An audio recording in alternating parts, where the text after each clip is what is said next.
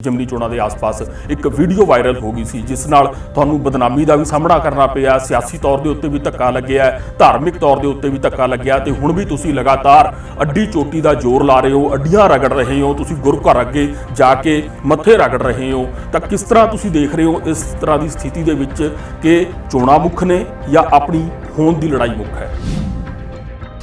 ਕਦੇ ਰਾਜਨੀਤੀ ਦੇ ਵਿੱਚ ਮੈਂ परमात्मा तो बाद अपनी पार्टी में सरदार प्रकाश सिंह बादल ਨੂੰ ਮੰਨਦਾ ਸੀ। ਅੱਜ ਉਹ ਬਜ਼ੁਰਗ ਹੋ ਗਏ ਨੇ ਤੇ ਮੈਂ ਸਮਝਣਾ ਕਿ ਮੇਰੀ ਉਹ ਆਸਥਾ ਜਿਹੜੀ ਧਿਰ ਜਿਹੜੀ ਟੁੱਟ ਗਈ ਹੈ। ਹੋਰ ਤੇ ਮੈਂ ਸਮਝਣਾ ਮੇਰੀਆਂ ਸਾਰੀਆਂ ਧਿਰਾਂ ਬੰਦ ਹੋ ਗਈਆਂ ਤੇ ਮੈਂ ਰੱਬ ਤੇ ਭਰੋਸਾ ਕਰਨਾ ਕਿ ਮੈਨੂੰ ਇਹ ਮੱਤ ਜਿਹੜੀ ਮਿਲੇਗੀ। ਬਹੁਤ ਸਾਰੇ ਆਮ ਲੋਕਾਂ ਦੇ ਕੇਸ ਵੀ ਆਏ ਨੇ, ਪਰ ਤੁਹਾਡੇ ਮਾਮਲੇ ਦੇ ਵਿੱਚ ਕਿਉਂ ਇੰਨਾ ਜਿਹੜਾ ਹੈਗਾ ਕਰੜਾ ਸਟੈਂਡ ਲਿੱਤਾ ਜਾ ਰਿਹਾ ਜਾਂ ਇੰਨੀ ਕਿਉਂ ਗੱਲ ਗੁੱਝੀ ਰੱਖੀ ਜਾ ਰਹੀ ਹੈ ਕਿ ਤੁਹਾਨੂੰ ਵੀ ਨਹੀਂ ਕਨਸੋ ਪੈ ਰਹੀ ਕਿ ਤੁਹਾਨੂੰ ਮਾਫ ਕਰ ਦਿੱਤਾ ਜਾਏਗਾ ਜਾਂ ਨਹੀਂ ਕਰ ਦਿੱਤਾ ਜਾਏਗਾ? ਕਿਉਂਕਿ 87 ਦਿਨਾਂ ਬਾਅਦ ਪੰਜਾਬ 'ਚ ਲਗਭਗ ਚੋਣ ਜਾਬਤਾ ਲੱਗਣ ਜਾ ਰਿਹਾ ਹੋਏਗਾ।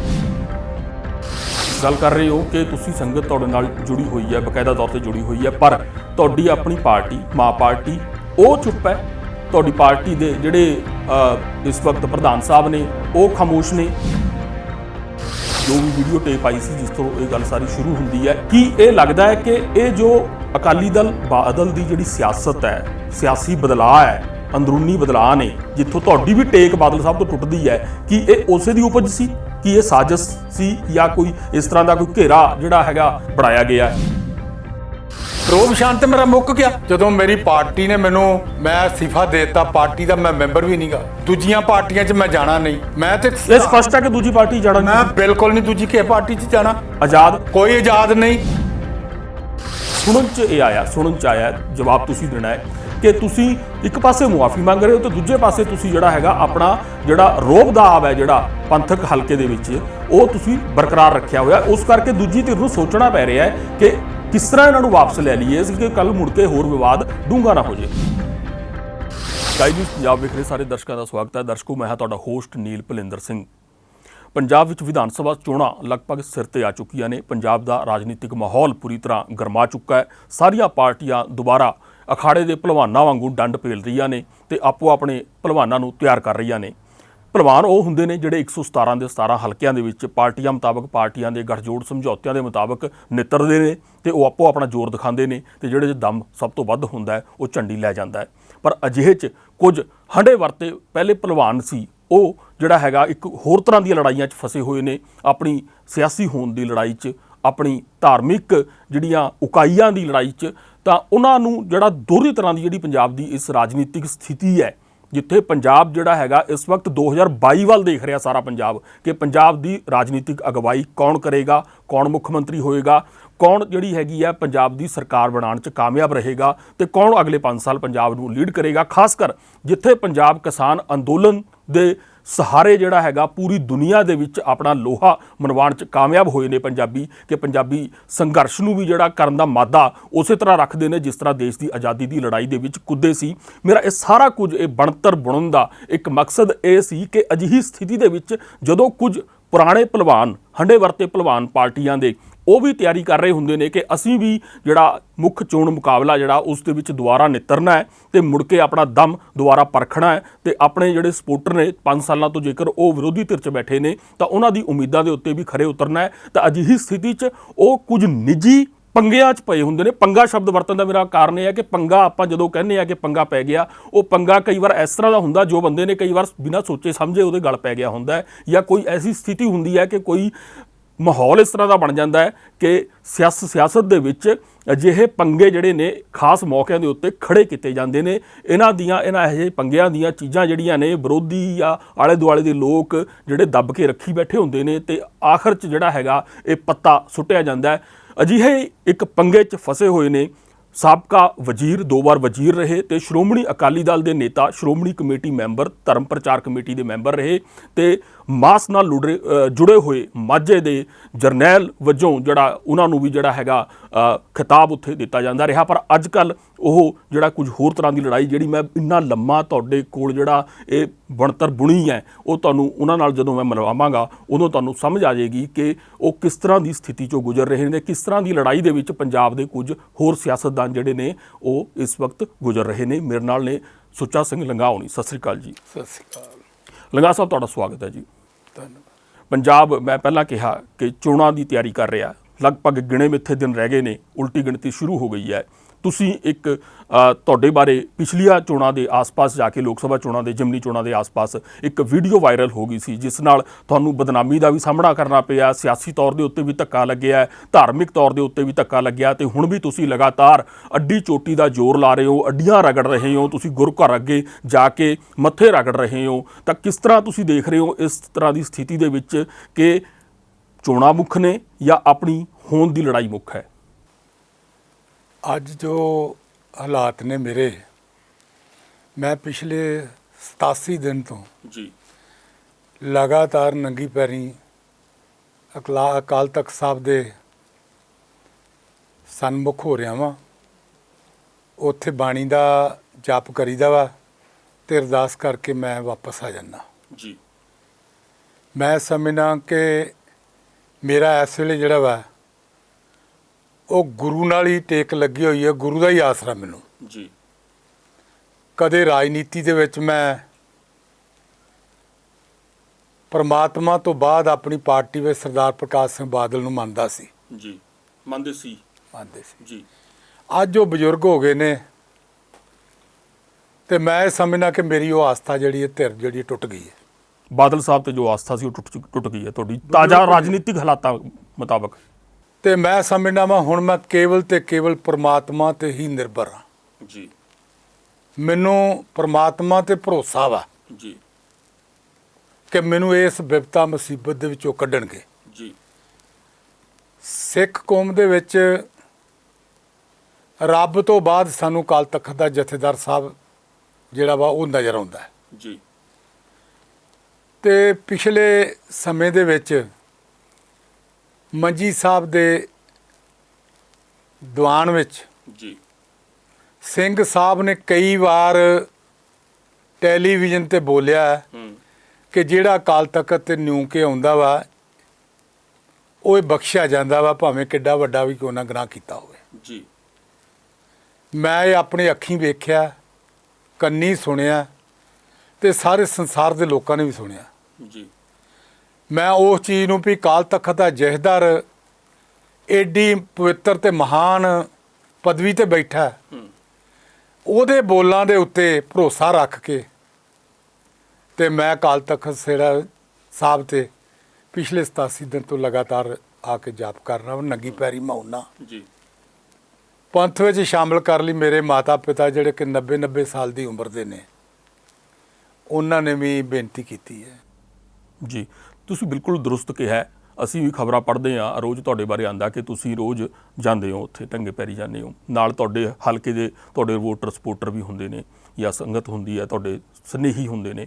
ਪਰ ਕੀ ਲੱਗਦਾ ਹੈ ਕਿ ਕਿਉਂ ਨਹੀਂ, ਤੁਸੀਂ ਖੁਦ ਰੈਫਰੈਂਸ ਦਿੱਤਾ ਹੈ, ਜਥੇਦਾਰ ਅਕਾਲ ਤਖਤ ਸਾਹਿਬ ਜਿਹੜੇ ਨੇ ਉਹ ਖੁਦ ਕਹਿ ਚੁੱਕੇ ਨੇ ਕਿ ਜੋ ਇੱਥੇ ਨਿਉ ਕੇ ਆਉਂਦਾ ਹੈ, ਮਾਫੀ ਮੰਗਦਾ, ਆਪਣਾ ਗੁਨਾਹ ਕਬੂਲ ਕਰਦਾ, ਆਪਣੀ ਭੁੱਲ ਕਬੂਲ ਕਰਦਾ ਹੈ, ਉਹਨੂੰ ਗੁਰੂ ਘਰ ਤੋਂ ਮਾਫੀ ਮਿਲਦੀ ਹੈ। ਹਾਲਾਂਕਿ ਇਤਿਹਾਸ ਵਿੱਚ ਧੀਰ ਮੱਲੀਆਂ ਦੀ ਗੱਲ ਕਰੀਏ ਜਾਂ ਹੋਰ ਗੱਲਾਂ ਕਰੀਏ, ਉਹ ਵੱਡੇ ਵੱਡੇ ਵੇਰਵੇ ਵੀ ਸ਼ਾਮਲ ਨੇ। ਪਰ ਜਿਹੜੀ ਇਹ ਤੁਹਾਡੇ ਵਾਲਾ ਕੇਸ ਹੈ ਉਹ ਬੱਜਰ ਕੁਰੈਤ ਦਾ, ਰਹਿਤ ਮਰਿਆਦਾ ਜਿੰਨੀ ਕੁ ਅਸੀਂ ਜਿਹੜਾ ਹੈਗਾ ਸਮਝ ਸਕਦੇ ਹਾਂ, ਜਿੰਨੀ ਕੁ ਸਾਨੂੰ ਸੋਝੀ ਬਖਸ਼ੀ ਹੈ ਗੁਰੂ ਸਾਹਿਬ ਨੇ, ਤਾਂ ਉਸ ਨੂੰ ਕਿਸੇ ਹੋਰ ਤਰ੍ਹਾਂ ਵੀ ਡੀਲ ਕੀਤਾ ਜਾ ਸਕਦਾ ਸੀ। ਬਹੁਤ ਸਾਰੇ ਆਮ ਲੋਕਾਂ ਦੇ ਕੇਸ ਵੀ ਆਏ ਨੇ, ਪਰ ਤੁਹਾਡੇ ਮਾਮਲੇ ਦੇ ਵਿੱਚ ਕਿਉਂ ਇੰਨਾ ਜਿਹੜਾ ਹੈਗਾ ਕਰੜਾ ਸਟੈਂਡ ਲਿੱਤਾ ਜਾ ਰਿਹਾ, ਜਾਂ ਇੰਨੀ ਕਿਉਂ ਗੱਲ ਗੁੱਝੀ ਰੱਖੀ ਜਾ ਰਹੀ ਹੈ ਕਿ ਤੁਹਾਨੂੰ ਵੀ ਨਹੀਂ ਕਨਸੋ ਪੈ ਰਹੀ ਕਿ ਤੁਹਾਨੂੰ ਮਾਫ ਕਰ ਦਿੱਤਾ ਜਾਏਗਾ ਜਾਂ ਨਹੀਂ ਕਰ ਦਿੱਤਾ ਜਾਏਗਾ, ਕਿਉਂਕਿ 87 ਦਿਨਾਂ ਬਾਅਦ ਪੰਜਾਬ 'ਚ ਲਗਭਗ ਚੋਣ ਜ਼ਾਬਤਾ ਲੱਗਣ ਜਾ ਰਿਹਾ ਹੋਏਗਾ?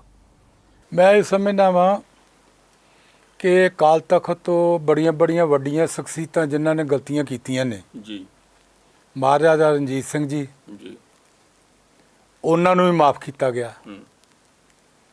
ਜੇ ਆਪਾਂ ਪੰਜਾਬ ਵਿੱਚ ਵੇਖੀਏ ਤੇ ਕੌਮੀ ਗਲਤੀ ਸੀ ਬਰਨਾਲਾ ਸਾਹਿਬ ਦੀ, ਬੂਟਾ ਸਿੰਘ ਦੀ, ਉਹਨਾਂ ਨੂੰ ਵੀ ਮਾਫ ਕੀਤਾ ਹੈ। ਤੇ ਜਾਤੀ ਗਲਤੀ ਹੈ ਜੀ, ਬੱਜਰ ਕੁਰੈਤ ਵੀ ਹੈ, ਬੱਜਰ ਕੁਰੈਤ ਹੈ। ਤੇ ਜਦ ਕਿ ਤੁਸੀਂ ਮੈਂ ਸਮਝਦਾ ਕਿ ਮੈਂ ਜੋ ਸਿੰਘ ਸਾਹਿਬ ਨੇ ਕਿਹਾ ਜੀ, ਉਹਨਾਂ ਦੇ ਮੁਤਾਬਕ ਗੁਰੂ ਮਹਾਰਾਜ ਦੇ ਨੱਕ ਮੂੰਹ ਰਗੜ ਰਿਹਾ ਵਾਂ ਤੇ ਰਗੜਦਾ ਰਵਾਂਗਾ ਜੀ।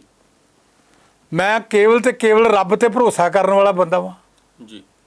ਹੋਰ ਤੇ ਮੈਂ ਸਮਝਣਾ ਮੇਰੀਆਂ ਸਾਰੀਆਂ ਧਿਰਾਂ ਬੰਦ ਹੋ ਗਈਆਂ ਤੇ ਮੈਂ ਰੱਬ ਤੇ ਭਰੋਸਾ ਕਰਨਾ ਕਿ ਮੇਰੀ ਮੈਨੂੰ ਇਹ ਮਾਫੀ ਜਿਹੜੀ ਹੈ ਮਿਲੇਗੀ। ਜੀ, ਤੁਸੀਂ ਲੰਗਾ ਸਾਹਿਬ ਪਹਿਲੇ ਸਵਾਲ ਦੇ ਜਵਾਬ 'ਚ ਇੱਕ ਇਸ਼ਾਰਾ ਕੀਤਾ ਸੀ ਕਿ ਤੁਸੀਂ ਰੱਬ ਤੋਂ ਬਾਅਦ ਜੇਕਰ ਮੰਨਦੇ ਸੀ ਆਪਣਾ ਸਿਆਸੀ ਰਹਿਬਰ ਕਿਸੇ ਨੂੰ, ਤਾਂ ਉਹ ਪ੍ਰਕਾਸ਼ ਸਿੰਘ ਬਾਦਲ, ਜੋ ਕਿ ਸ਼੍ਰੋਮਣੀ ਅਕਾਲੀ ਦਲ ਦੇ ਸਰਪ੍ਰਸਤ ਨੇ, 5 ਵਾਰ ਦੇ ਮੁੱਖ ਮੰਤਰੀ ਨੇ, ਕੇਂਦਰੀ ਵਜ਼ੀਰ ਰਹੇ ਨੇ, ਬਾਬਾ ਬੋੜ ਕਿਹਾ ਜਾਂਦਾ ਪੰਜਾਬ ਦੀ ਸਿਆਸਤ ਦਾ। ਪਰ ਕੀ ਲੱਗਦਾ ਹੈ ਕਿ ਜੋ ਤੁਹਾਡੇ ਵਾਲੀ ਗਲਤੀ ਹੈ, ਜੋ ਵੀ ਵੀਡੀਓ ਟੇਪ ਆਈ ਸੀ ਜਿਸ ਤੋਂ ਇਹ ਗੱਲ ਸਾਰੀ ਸ਼ੁਰੂ ਹੁੰਦੀ ਹੈ, ਕੀ ਇਹ ਲੱਗਦਾ ਹੈ ਕਿ ਇਹ ਜੋ ਅਕਾਲੀ ਦਲ ਬਾਦਲ ਦੀ ਜਿਹੜੀ ਸਿਆਸਤ ਹੈ, ਸਿਆਸੀ ਬਦਲਾਅ ਹੈ, ਅੰਦਰੂਨੀ ਬਦਲਾਅ ਨੇ, ਜਿੱਥੋਂ ਤੁਹਾਡੀ ਵੀ ਟੇਕ ਬਾਦਲ ਸਾਹਿਬ ਤੋਂ ਟੁੱਟਦੀ ਹੈ, ਕਿ ਇਹ ਉਸੇ ਦੀ ਉਪਜ ਸੀ, ਕਿ ਇਹ ਸਾਜ਼ਿਸ਼ ਸੀ, ਜਾਂ ਕੋਈ ਇਸ ਤਰ੍ਹਾਂ ਦਾ ਕੋਈ ਘੇਰਾ ਜਿਹੜਾ ਹੈਗਾ ਬਣਾਇਆ ਗਿਆ ਹੈ? ਸਮੇਂ ਤੋਂ ਪਹਿਲਾਂ ਮੈਂ ਕੋਈ ਗੱਲ ਨਹੀਂ ਕਰਨੀ ਚਾਹੁੰਦਾ ਜੀ ਰਾਜਨੀਤੀ ਦੀ, ਕਿਉਂਕਿ ਮੈਂ ਹੁਣ ਮੈਂਬਰ ਹੀ ਨਹੀਂ ਅਕਾਲੀ ਦਲ ਦਾ। ਮੈਂ ਤਾਂ ਇੱਕ ਸਧਾਰਨ ਇਨਸਾਨ ਹਾਂ ਜੀ। ਇਸ ਕਰਕੇ ਮੈਂ ਅਕਾਲੀ ਦਲ ਦੀ ਕੋਈ ਗੱਲ ਨਹੀਂ ਕਰਨੀ ਚਾਹੁੰਦਾ। ਜਿਸ ਪਾਰਟੀ ਵਿੱਚ ਜਿਸ ਪਾਰਟੀ ਨੂੰ ਮਾਂ ਪਾਰਟੀ ਸਮਝਿਆ ਹੋਵੇ ਉਹਦੇ ਖਿਲਾਫ ਗੱਲ ਕਰਨੀ ਜਿਹੜੀ ਹੈ ਮੇਰੀ ਜ਼ਮੀਰ ਇਜਾਜ਼ਤ ਹੀ ਨਹੀਂ ਦਿੰਦੀ। ਜੀ, ਤੁਸੀਂ ਇੱਕ ਗੱਲ ਹੋਰ ਹੁਣ ਦੁਬਾਰਾ ਕਹੀ ਹੈ, ਮੈਂ ਤਾਂ ਇਹੀ ਦੇਖ ਰਿਹਾ ਕਿ ਤੁਸੀਂ ਹੁਣ, ਕਿਉਂਕਿ ਬਹੁਤ ਨਪੇ ਤੁਲੇ ਸ਼ਬਦ ਵਰਤ ਰਹੇ ਹੋ ਹਰ ਗੱਲ ਦਾ ਜਵਾਬ ਦੇਣ 'ਚ, ਮੈਨੂੰ ਫੜਨਾ ਪੈ ਰਿਹਾ ਕਿ ਮੈਂ ਕਿੱਥੋਂ ਤੁਹਾਡੇ ਮੂੰਹੋਂ ਕੁਝ ਕਢਾ ਸਕਾਂ। ਤੁਸੀਂ ਕਿਹਾ ਕਿ ਸਮੇਂ ਤੋਂ ਪਹਿਲਾਂ ਤੁਸੀਂ ਕੁਝ ਨਹੀਂ ਬੋਲਣਾ। ਹੁਣ ਅਸੀਂ ਕੀ ਉਮੀਦ ਲਾਈਏ, ਅਸੀਂ ਮੀਡੀਆ, ਤੁਹਾਡੇ ਹਲਕੇ ਦੇ ਲੋਕ ਜਾਂ ਹੋਰ ਤੁਹਾਡੇ ਸਨੇਹੀ, ਤੁਸੀਂ ਉਹ ਸਮਾਂ ਕੀ ਨੇੜੇ ਹੈ, ਦੂਰ ਹੈ, ਜਾਂ ਹਾਲੇ ਨਿਸ਼ਚਿਤ ਨਹੀਂ ਹੈ? ਮੈਂ ਸਮਝਦਾ ਕਿ ਮੈਂ 32-33 ਸਾਲ ਜ਼ਿਲ੍ਹੇ ਦਾ ਪ੍ਰੈਜ਼ੀਡੈਂਟ ਰਿਹਾ ਵਾਂ ਅਕਾਲੀ ਦਲ ਗੁਰਦਾਸਪੁਰ ਦੇ। ਜੀ। 32-33 ਸਾਲ ਵਿੱਚ ਬੱਚਾ ਜਿਹੜਾ ਜਵਾਨ ਹੋ ਜਾਂਦਾ ਹੈ, ਲੋਕਾਂ ਵਿੱਚ ਜਾ ਕੇ ਕੰਮ ਕਰਦਾ ਰਿਹਾ ਵਾਂ ਜੀ। ਲੋਕ ਜੁੜੇ ਹੋਏ ਨੇ, ਉਹਨਾਂ ਦੀਆਂ ਜ਼ਿੰਦਗੀਆਂ ਮੇਰੇ ਨਾਲ ਜੁੜੀਆਂ ਹੋਈਆਂ ਨੇ ਜੀ। ਅਜਿਹੇ ਲੋਕਾਂ ਦੇ ਹੁਕਮ ਵੱਲ ਵੀ ਵੇਖਣਾ ਪੈਂਦਾ ਵਾ ਜੀ। ਜੇ ਲੋਕਾਂ ਦੇ ਹੁਕਮ ਵੱਲ ਵੀ ਵੇਖਣਾ ਪੈਂਦਾ ਕਿ ਉਹਨਾਂ ਦਾ ਹੁਕਮ ਕੀ ਹੈ ਜੀ। ਤੇ ਮੈਂ ਸਮਝਣਾ ਕਿ ਜਿਸ ਪਾਰਟੀ ਵਿੱਚ ਇੰਨਾ ਲੰਬਾ ਸਮਾਂ ਮੈਂ ਕੰਮ ਕੀਤਾ ਵਾ ਜੀ, ਮੇਰੀ ਜ਼ਬਾਨ ਚੋਂ ਕਿਤੇ ਉਸ ਪਾਰਟੀ ਦੇ ਐਸੀ ਗੱਲ ਨਾ ਨਿਕਲੇ ਜਿਹਦਾ ਉਹਨੂੰ ਧੱਕਾ ਲੱਗ ਸਕੇ। ਜੀ, ਲੰਗਾ ਸਾਹਿਬ ਤੁਸੀਂ 2 ਵਾਰ ਵਜ਼ੀਰ ਰਹੇ ਹੋ। 1997 'ਚ ਜਦੋਂ ਬਿਆਨ ਸਿੰਘ ਸਰਕਾਰ ਤੋਂ ਬਾਅਦ ਅਕਾਲੀ ਦਲ ਦੀ ਅਸਲੀ ਲੋਕਤੰਤਰਕ ਸਰਕਾਰ ਜਦੋਂ ਆਉਂਦੀ ਹੈ, ਅਸਲੀ ਵੋਟਾਂ ਪੈ ਕੇ, ਕਿਉਂਕਿ ਬਿਆਨ ਸਿੰਘ ਸਰਕਾਰ ਵੇਲੇ ਤਾਂ ਬਾਈਕਾਟ ਸੀ ਤੁਹਾਡੀ ਪਾਰਟੀ ਦਾ ਵੀ ਤੇ ਦੂਜੀਆਂ ਪਾਰਟੀਆਂ ਦਾ ਵੀ, ਤਾਂ ਉਦੋਂ ਵੀ ਤੁਸੀਂ ਜਿੱਤਦੇ ਹੋ, ਵਜ਼ੀਰ ਬਣਦੇ ਹੋ। 2007 'ਚ ਤੁਸੀਂ ਜਿੱਤਦੇ ਹੋ, ਮੁੜ ਕੇ ਫਿਰ ਤੁਸੀਂ ਵਜ਼ੀਰ ਬਣਦੇ ਹੋ। 2007 'ਚ ਮੈਂ ਗਲਤ ਨਾ ਹੋਵਾਂ ਤਾਂ ਕਿ 12 'ਚ 12 ਜਿੱਤਦੇ ਹੋ, ਵਜ਼ੀਰ ਬਣਦੇ ਹੋ। ਤੇ ਪਿਛਲੀ ਵਾਰ ਤੁਸੀਂ ਮਹਿਜ 1000 ਕੁ ਵੋਟਾਂ ਦੇ ਫਰਕ ਨਾਲ ਹਾਰੇ ਹੋ। ਮੌਜੂਦਾ ਜੋ ਤੁਹਾਡੇ ਸਿਆਸੀ ਵਿਰੋਧੀ ਨੇ, ਸੁਖਜਿੰਦਰ ਸਿੰਘ ਰੰਧਾਵਾ, ਜੋ ਕਿ ਜੇਲ੍ਹ ਮੰਤਰੀ ਤੇ ਕੋਆਪਰੇਟਿਵ ਮੰਤਰੀ ਨੇ, ਉਹਨਾਂ ਤੋਂ ਤੁਸੀਂ ਹਾਰੇ ਹੋ ਬੜੀ ਮਾਈਨਰ ਮਾਰਜਨ ਤੋਂ। ਇਹ ਸਾਰੀ ਮੈਂ ਜੋ ਇਹ ਡਾਟਾ ਥੋੜ੍ਹਾ ਜਿਹਾ ਪਬਲਿਕ ਡੋਮੇਨ 'ਚ ਦੁਬਾਰਾ ਇਕੱਠਾ ਕਰਨ ਦੀ ਕੋਸ਼ਿਸ਼ ਕੀਤੀ ਹੈ, ਕਿਉਂਕਿ ਮੇਰਾ ਸਵਾਲ ਇਸ ਨਾਲ ਜੁੜਿਆ ਹੋਇਆ। ਤੁਸੀਂ ਹੁਣ ਇਸ ਸਵਾਲ ਦੇ ਜਵਾਬ 'ਚ ਕਿਹਾ ਹੈ ਕਿ ਤੁਹਾਨੂੰ ਆਪਣੇ ਹਲਕੇ ਦੇ ਲੋਕਾਂ ਦੀ, ਜਿਨ੍ਹਾਂ ਨੇ ਤੁਹਾਨੂੰ ਜ਼ਿਲ੍ਹਾ ਪ੍ਰਧਾਨ ਬਣਾ ਕੇ ਰੱਖਿਆ, ਜਿਨ੍ਹਾਂ ਨੇ ਤੁਹਾਨੂੰ 2 ਵਾਰ ਜਿਤਾਇਆ ਤੇ ਤੁਹਾਡੀ ਪਾਰਟੀ ਨੇ ਤੁਹਾਨੂੰ ਵਜ਼ੀਰ ਬਣਾਇਆ, ਉਹਨਾਂ ਦੀ ਸੁਣਨੀ ਪੈਂਦੀ ਹੈ, ਉਹਨਾਂ ਦੀ ਮੰਨਣੀ ਪੈਂਦੀ ਹੈ। ਕਿ ਉਹ ਰਾਬਤਾ ਉਸ ਘਟਨਾ ਤੋਂ ਬਾਅਦ ਜੋ ਇਹ ਤੁਹਾਡੇ ਨਾਲ ਜੁੜੀ ਹੋਈ ਵਿਵਾਦ ਹੈ, ਜਿਹੜਾ ਉਹ ਮਹਿਲਾ ਵਾਲਾ ਵਿਵਾਦ ਹੈ, ਵੀਡੀਓ ਵਾਲਾ ਵਿਵਾਦ ਹੈ, ਕਿ ਉਹ ਰਾਬਤਾ ਕਾਇਮ ਹੈ? ਕਿ ਉਹ ਰਾਬਤੇ 'ਚ ਕੋਈ ਫਰਕ ਆਇਆ ਹੈ?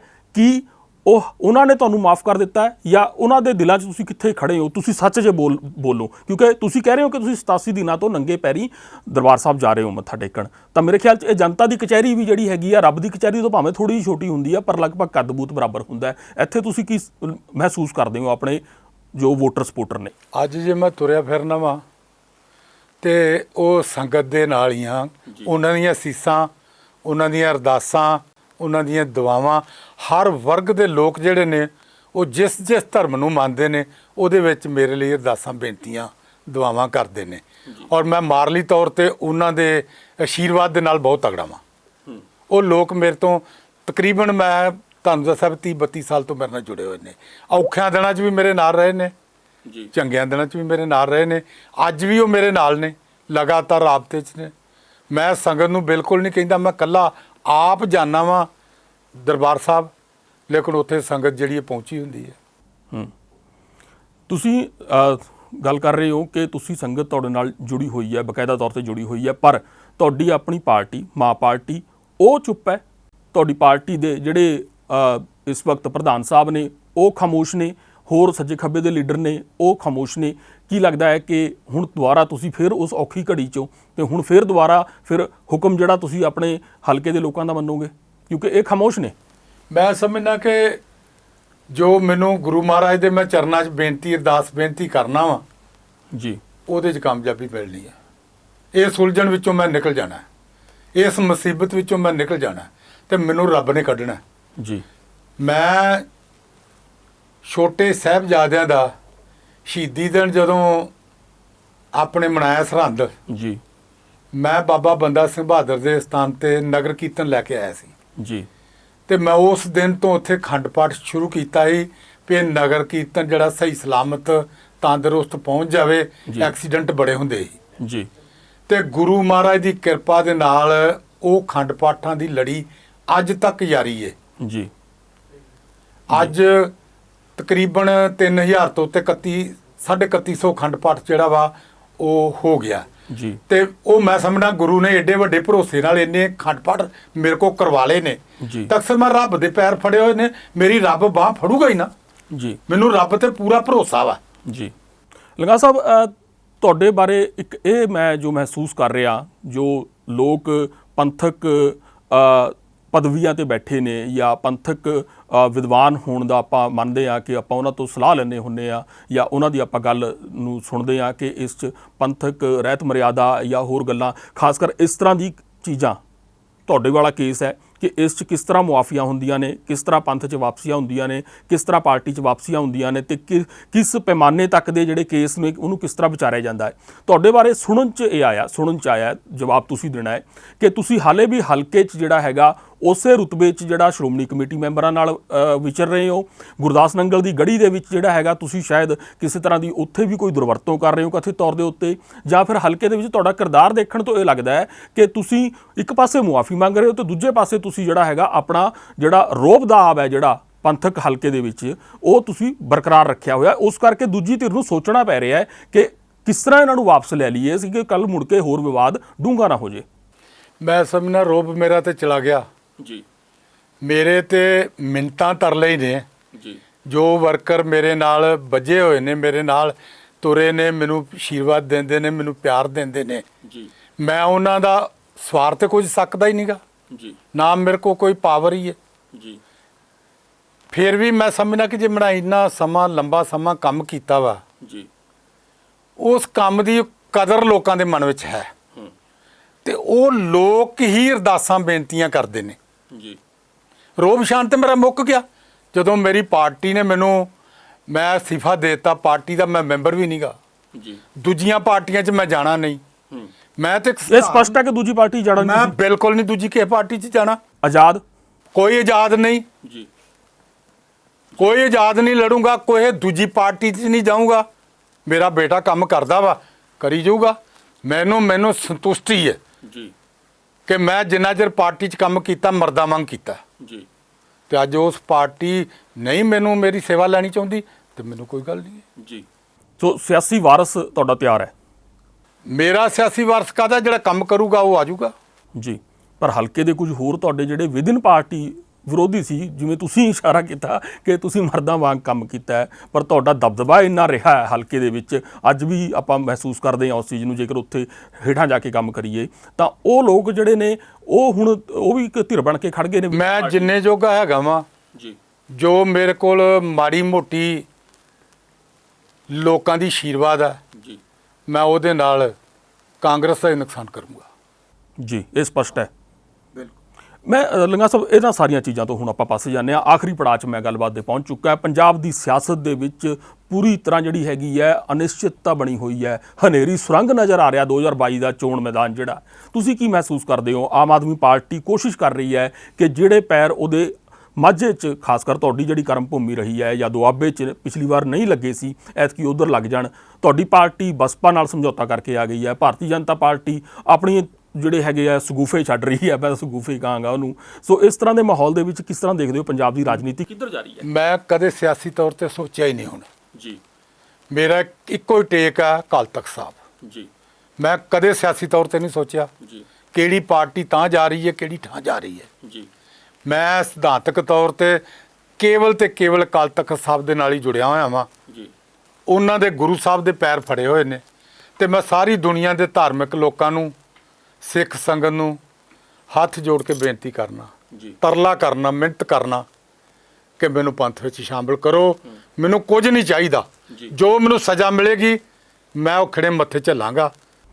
ਇੱਕ ਮੈਨੂੰ ਹੋ ਸਕਦਾ ਕਿ ਉਹ ਸੁਣਦੇ ਹੋਣ, ਅਕਾਲ ਤਖਤ ਸਾਹਿਬ ਦੇ ਸਾਬਕਾ ਜਥੇਦਾਰ ਨੇ, ਮੇਰੀ ਉਹਨਾਂ ਨਾਲ ਗੱਲ ਹੋਈ ਸੀ। ਉਹਨਾਂ ਨੇ ਕਿਹਾ ਕਿ ਇੱਕ ਸਥਿਤੀ ਆ ਸਕਦੀ ਹੈ ਐਸੀ ਉਹਨਾਂ ਨੇ ਪੂਰੀ ਤਰ੍ਹਾਂ ਇਸ ਚੀਜ਼ ਨੂੰ ਸਮਝਦੇ ਹੋਏ ਮੈਂ ਉਹਨਾਂ ਨੂੰ ਕਿਹਾ ਵੀ ਇਦਾਂ ਦੀ ਸਿਚੁਏਸ਼ਨ ਜਦੋਂ ਬਣਦੀ ਹੈ ਤਾਂ ਫਿਰ ਅਕਾਲ ਤਖਤ ਸਾਹਿਬ ਦੇ ਜਥੇਦਾਰ ਹੀ ਇੱਕ ਅਥਾਰਟੀ ਬਣ ਜਾਂਦੇ ਨੇ ਜਿਨ੍ਹਾਂ ਤੋਂ ਲੋਕ ਟੇਕ ਰੱਖਦੇ ਨੇ ਕਿ ਹੁਣ ਫੈਸਲਾ ਕਰਨਗੇ। ਦੁਚਿੱਤੀ ਹੈ, ਦੁਬਿਧਾ ਹੈ, ਸਾਰੇ ਪਾਸੇ ਪਾਰਟੀ ਦੁਬਿਧਾ 'ਚ ਹੈ। ਪ੍ਰਕਾਸ਼ ਸਿੰਘ ਬਾਦਲ ਹੋਣੀ ਮੇਰੇ ਖਿਆਲ 'ਚ ਜੋ ਤੁਹਾਡੀ ਗੱਲਾਂ ਤੋਂ ਨਜ਼ਰ ਆ ਰਿਹਾ ਹੈ ਉਹ ਵੀ ਕਿਤੇ ਨਾ ਕਿਤੇ ਫਿਰ ਮਜਬੂਰ ਨੇ, ਜੇ ਉਹਨਾਂ ਨੂੰ ਚੁੱਪ ਰਹਿਣਾ ਪੈ ਰਿਹਾ ਤੁਹਾਡੇ ਵਰਗੇ ਪੁਰਾਣੇ ਵਫਾਦਾਰ ਦੇ ਕੇਸ ਦੇ ਮਾਮਲੇ ਵਿੱਚ ਜਦੋਂ ਤੁਸੀਂ ਔਖੀ ਘੜੀ 'ਚ ਉਲਝੇ ਹੋਏ ਹੋ, ਕਿ ਜੇਕਰ ਲੰਗਾਹ ਸਾਹਿਬ ਇਹ ਵਾਅਦਾ ਕਰ ਦੇਣ ਕਿ ਕੋਈ ਉਹ ਕੱਲ੍ਹ ਨੂੰ ਪੰਥਕ ਅਹੁਦਾ ਨਹੀਂ ਲੈਣਗੇ, ਕੋਈ ਉਹ ਇਸ ਤਰ੍ਹਾਂ ਦਾ ਜ਼ਿੰਮੇਵਾਰੀ ਵਾਲਾ ਅਹੁਦਾ ਨਹੀਂ ਲੈਣਗੇ ਜਿਸ ਤੋਂ ਜਿਹੜਾ ਹੈਗਾ ਜਿਸ ਤਰ੍ਹਾਂ ਦੀ ਸਥਿਤੀ ਕਰਕੇ ਉਹ ਇਸ ਸਥਿਤੀ 'ਚ ਪਹੁੰਚੇ ਨੇ। ਆਮ ਸਿੱਖ ਹੁੰਦੇ ਤਾਂ ਕਦੋਂ ਦੀ ਇਹ ਮਾਫੀ ਹੋ ਜਾਣੀ ਸੀ, ਪਰ ਤੁਸੀਂ ਲੋਕਾਂ ਨੂੰ ਸੇਧ ਦੇਣ ਵਾਲੇ ਰਹਿਤ ਮਰਿਆਦਾ ਧਰਮ ਪ੍ਰਚਾਰ ਕਮੇਟੀ ਦੇ ਮੈਂਬਰ ਰਹੇ ਹੋਣ ਵਜੋਂ ਤੁਹਾਡੇ ਤੋਂ ਇਹ ਉਮੀਦ ਨਹੀਂ ਕੀਤੀ ਜਾ ਸਕਦੀ ਸੀ ਕਿ ਇਹ ਸੰਭਵ ਹੈ। ਉਹ ਕਹਿੰਦੇ ਇੱਕ ਸਥਿਤੀ ਬਚਦੀ ਆ ਉਹਨਾਂ ਮੁਤਾਬਕ ਇੱਕ ਸਾਬਕਾ ਜਥੇਦਾਰ ਨੇ ਕਿ ਐਸੀ ਸਥਿਤੀ 'ਚ ਵਾਪਸੀ ਬੜੀ ਸੌਖਿਆ ਸੰਭਵ ਹੈ। ਮੈਂ ਸਮਝਦਾ ਵਾਂ ਕਿ ਮੈਂ ਕਦੇ ਸਿਆਸੀ ਤੌਰ ਤੇ ਸੋਚਿਆ ਹੀ ਨਹੀਂਗਾ ਹੁਣ ਜੀ। ਮੈਂ ਸਿਆਸੀ ਤੌਰ ਤੇ ਕਦੇ ਸੋਚਿਆ ਹੀ ਨਹੀਂ। ਮੈਂ ਆਪਣਾ ਪਰਿਵਾਰ ਵੀ ਚਲਾਉਣਾ ਜੀ, ਮੈਂ ਆਪਣਾ ਪਰਿਵਾਰ ਸਾਂਭਣਾ ਵੀ ਹੈ ਜੀ, ਔਰ ਮੈਂ ਗੁਰੂ ਨਾਲ ਟੁੱਟ ਕੇ ਇੱਕ ਮਿੰਟ ਜੀਣਾ ਨਹੀਂ ਚਾਹੁੰਦਾ ਜੀ, ਤੇ ਮੈਂ ਗੁਰੂ ਦੇ ਚਰਨਾਂ ਨਾਲ ਹੀ ਜੁੜਨਾ ਚਾਹੁੰਦਾ ਵਾਂ ਜੀ। ਤੇ ਮੇਰੀ ਕੇਵਲ ਉੱਥੋਂ ਤੱਕ ਹੀ ਸੋਚ ਹੈ ਨਿਰਭਰ। ਮੈਂ ਹੁਣ ਕਦੇ ਸਿਆਸੀ ਤੌਰ ਤੇ ਸੋਚਿਆ ਹੀ ਨਹੀਂ ਜੀ। ਜਨਤਾ ਦੀ ਕਚਹਿਰੀ 'ਚ ਹਾਜ਼ਰ ਹੋਏ ਨੇ ਸੁੱਚਾ ਸਿੰਘ ਲੰਗਾਹ ਤੇ ਅਕਾਲ ਪੁਰਖ ਦੀ ਕਚਹਿਰੀ ਤੋਂ ਜਿਹੜੀ ਉਹ ਹੁਣ ਟੇਕ ਲਾ ਕੇ ਬੈਠੇ ਨੇ, ਜੋ ਉਹਨਾਂ ਨੇ ਗੱਲਾਂ ਸਪਸ਼ਟ ਕੀਤੀਆਂ ਨੇ। ਪਰ ਇਹਨਾਂ ਗੱਲਾਂ ਦੇ ਵਿੱਚ ਜਿਹੜੀਆਂ ਉਹਨਾਂ ਨੇ ਗੱਲਾਂ ਕੀਤੀਆਂ ਨੇ ਉਹ ਬਹੁਤ ਅਹਿਮ ਨੇ, ਡੂੰਘੀਆਂ ਨੇ। ਉਹਨਾਂ ਦੇ ਇਸ਼ਾਰੇ ਜਿਹੜੇ ਨੇ ਉਹ ਲੰਗਾਹ ਸਾਹਿਬ ਦੀ ਸਿਆਸਤ ਬਾਰੇ ਵੀ ਇਸ਼ਾਰਾ ਕਰਦੇ ਨੇ, ਜਿਸ ਪਾਰਟੀ ਨੂੰ ਉਹ ਬਿਲੋਂਗ ਕਰਦੇ ਨੇ ਉਸ ਪਾਰਟੀ ਦੇ ਸਿਆਸੀ ਭਵਿੱਖ ਬਾਰੇ ਵੀ ਉਹ ਇਸ਼ਾਰਾ ਕਰਦੇ ਨੇ, ਤੇ ਹੋਰ ਜਿਸ ਤਰ੍ਹਾਂ ਦੀਆਂ ਵਿਵਾਦਾਂ 'ਚ, ਜਿਸ ਤਰ੍ਹਾਂ ਦੀਆਂ ਉਲਝਣਾਂ 'ਚ, ਜਿਸ ਤਰ੍ਹਾਂ ਦੀਆਂ ਬੱਜਰ ਕੁਰਹਿਤਾਂ 'ਚ ਲੰਗਾਹ ਸਾਹਿਬ ਘਿਰੇ ਹੋਏ ਨੇ, ਉਹ ਉਸ ਪਾਸਿਓਂ ਵੀ ਬੜਾ ਵੱਡਾ ਇਸ਼ਾਰਾ ਦਿੰਦੇ ਨੇ ਕਿ ਕਿਸ ਤਰ੍ਹਾਂ ਜਿਹੜੀ ਹੈਗੀ ਆ ਇਹ ਤੋਰ ਹੈ, ਜਿਹੜੀ ਸਿਆਸੀ ਤੋਰ ਹੈ, ਜਿਹੜੀ ਪੁਲਿਸ ਰਾਤ ਆਪਾਂ ਕਹਿੰਦੇ ਹੁੰਦੇ ਹਾਂ, ਉਹਦੇ ਤੁਰਨਾ ਜਿਹੜਾ ਇੰਨਾ ਸੌਖਾ ਨਹੀਂ ਹੁੰਦਾ ਤੇ ਇੱਥੇ ਬੜਾ ਬਚਾ ਕੇ ਬੋਚ ਕੇ ਪੈਰ ਰੱਖ ਕੇ ਚੱਲਣਾ ਹੁੰਦਾ ਹੈ। ਜਨਤਾ ਦੀ ਕਚਹਿਰੀ 'ਚ ਇਹਨਾਂ ਦਾ ਕੇਸ ਅਸੀਂ ਡਿਸਕਸ ਕਰਤਾ ਹੈ ਤੇ ਤੁਸੀਂ ਫੈਸਲਾ ਕਰਨਾ ਹੈ। ਤੇ ਇਹ ਪਹਿਲਾਂ ਹੀ ਕਹਿ ਚੁੱਕੇ ਨੇ ਕਿ ਜੋ ਜਨਤਾ ਕਹੇਗੀ ਤੇ ਉਸ ਤੋਂ ਬਾਅਦ ਮੇਰਾ ਅਕਾਲ ਪੁਰਖ ਜੋ ਕਹੇਗਾ ਉਹਨਾਂ ਨੂੰ ਸਿਰ ਮੱਥੇ ਪ੍ਰਵਾਨ ਹੋਏਗਾ। ਬਹੁਤ ਸ਼ੁਕਰੀਆ ਲੰਗਾਹ ਸਾਹਿਬ ਸਾਡੇ ਨਾਲ ਬਣਨ ਵਾਸਤੇ, ਤੇ ਅਸੀਂ ਉਮੀਦ ਕਰਾਂਗੇ ਕਿ ਜਿਹੜਾ ਤੁਸੀਂ ਇਸ਼ਾਰਾ ਕੀਤਾ ਹੈ ਕਿ ਤੁਸੀਂ ਹਾਲੇ ਸਮਾਂ ਨਹੀਂ ਆਇਆ, ਆਪਣੇ ਦਿਲ ਦੀ ਗੱਲ ਹਾਲੇ ਖੋਲ੍ਹਣਾ ਚਾਹੁੰਦੇ ਹੋ, ਗੰਢ ਹਾਲੇ ਤੁਸੀਂ ਬੱਝੀ ਰੱਖਣਾ ਚਾਹੁੰਦੇ ਹੋ, ਜਦੋਂ ਖੋਲ੍ਹੋਗੇ ਤਾਂ ਉਦੋਂ ਫਿਰ ਕਿਰਪਾ ਕਰਕੇ ਸਾਡੇ ਕੋਲ ਜ਼ਰੂਰ ਆਇਓ।